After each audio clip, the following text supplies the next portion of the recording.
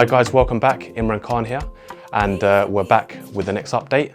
So initially I was going to give an update of when it was going to be skimmed and it was going to be kind of ready for painting and all the first and second fix was already in place. But I thought now would be a crucial point for you to actually see what the update is, as the stud framing is all up, the insulation is going in, and yeah, so at least you can see what goes behind the plasterboards that you see in many of the properties. So with this, as I mentioned last time, this was all bricked off.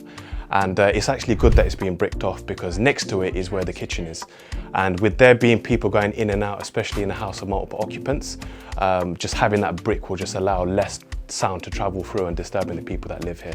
So yeah, let me show you the next parts of the property. Let me turn the light on, it's a bit dark here. So you can see that it's already starting to take shape. The tiles are going in, the toilet's there.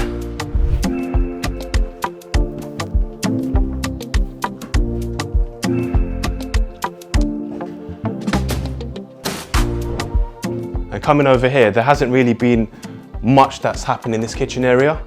So I've actually had a kitchen designer come in, just take measurements to kind of design the kitchen the way that I need it to be designed.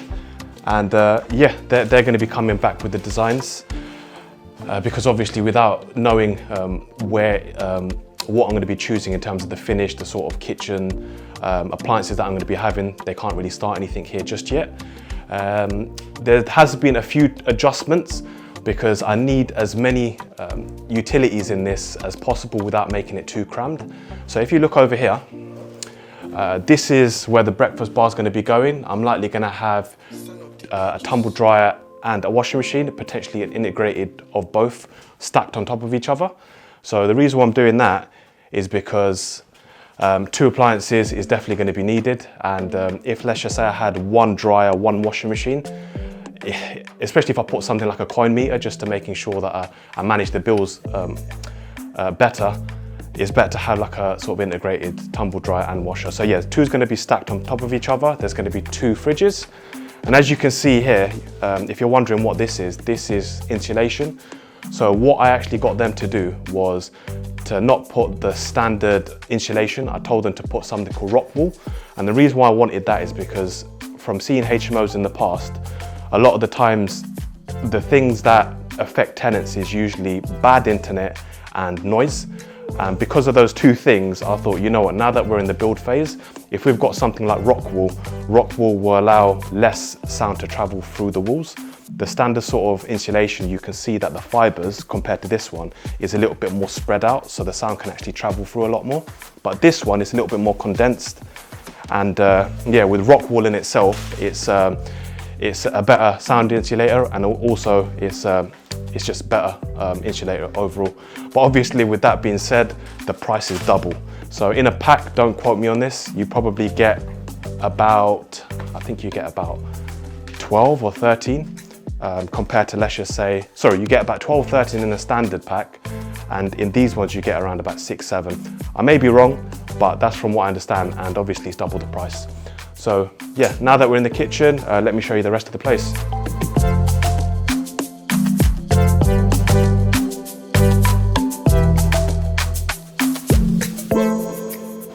So this is another room. This is bedroom number 1, and you can see that it's starting to take more shape. It's the sort of first fix electrics have gone in, the plasterboards are over along with the insulation underneath, and even over here where the ensuite's been tucked into this corner, you can see the air vent being put over there, but with the ventilation all kind of being put in place. So yeah, let's head upstairs.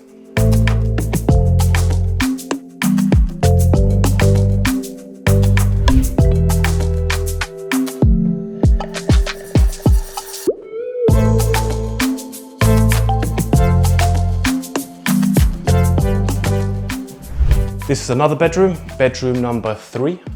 And if you remember in the previous video, you saw that the ceiling was like sort of a triangular, half triangular shape going up. So what we've done is we've actually dropped the ceiling so it's actually in line and the same as all the other ceilings on this floor.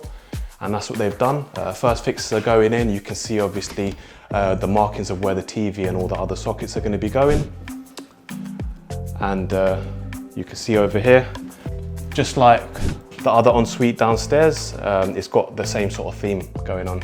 And you can see the air vent right there for this ensuite. These aren't the biggest ensuites, but to kind of make it work for this specific property, kind of tried making the most of the sort of floor space that we've got. You can see ensuite, another one over here, the same sort of style, starting to take shape.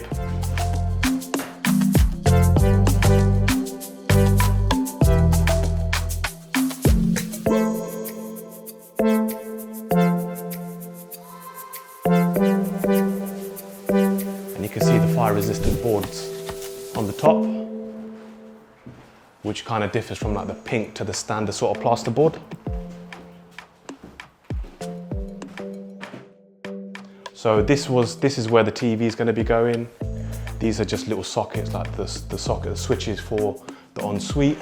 This is where the sort of extraction fan switch is going to be going.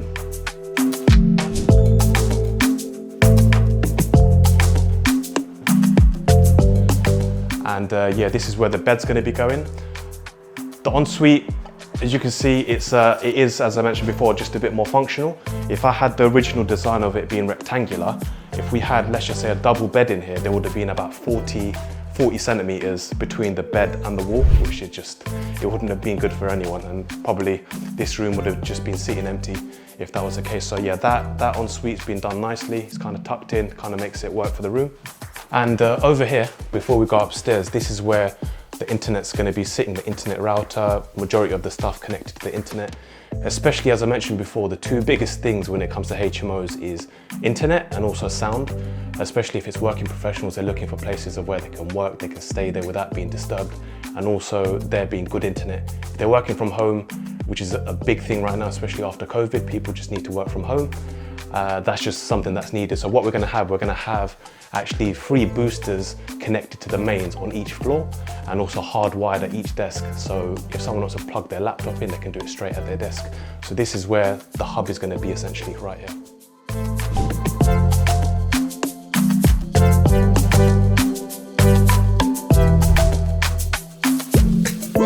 So yeah, so now we're in the studio. It's starting to take shape. And again, the whole thing with the plasterboard, you can start to see the big difference between the pink one, which is the fire resistant plasterboard, the standard sort of plasterboard, which is just the sort of normal color here, along with, let me just turn the light on. You can see here that it's a different colored plasterboard right here. Can you see? So with the different colored plasterboard, that is a moisture board. So it just kind of is the best thing to be put into ensuites like this. And another thing, which I didn't show you downstairs, is if you look over here, you can start to see that it's got a different texture to it. So initially, what I actually asked the construction team to do before taking this job on, I was just very adamant that they needed to tank the ensuites, just from before, just knowing that when there's a leak, it's just chaos. All hell breaks loose, and if there's a leak downstairs, it goes into the kitchen, everyone just starts panicking, it just disrupts the house. So I told them very clearly to basically tank it. He came back and said, look, what they could do is they could actually put fiberglass on there. So this essentially will just not allow water to penetrate through the floors. So yeah, so this is the studio. And when it comes to studios, when I mention studios, you might be thinking it's a flat. This is definitely not a flat. What a flat needs to be, it needs to be around about 32 square meters size-wise. This is probably only around about 22. And also there's just a little bit more compliance needed if it was a flat. For example, like noise testing is just going to be a lot more of a thing. And yeah, so with this one, this is where the kitchen is going to be going. You can see it's already being planned out. There's going to be like an integrated fridge. There's going to be an integrated microwave. There's going to be a sink, a bit of storage space. But with this one, it just very specifically, there's no cooking appliances like an extraction fan with a cooker, but it's just enough to kind of give them a bit more facilities in this room. So yeah, it's starting to take shape. And yeah, instead of me coming back here, giving an update when it was all plastered, I thought this would be a perfect time to kind of show you where we're at. So I hope this has been helpful, and the next update to give. I'm not going to give a specific time frame to what I'm going to be showing, but when there's something to showcase, you'll be seeing me again. But thank you for watching.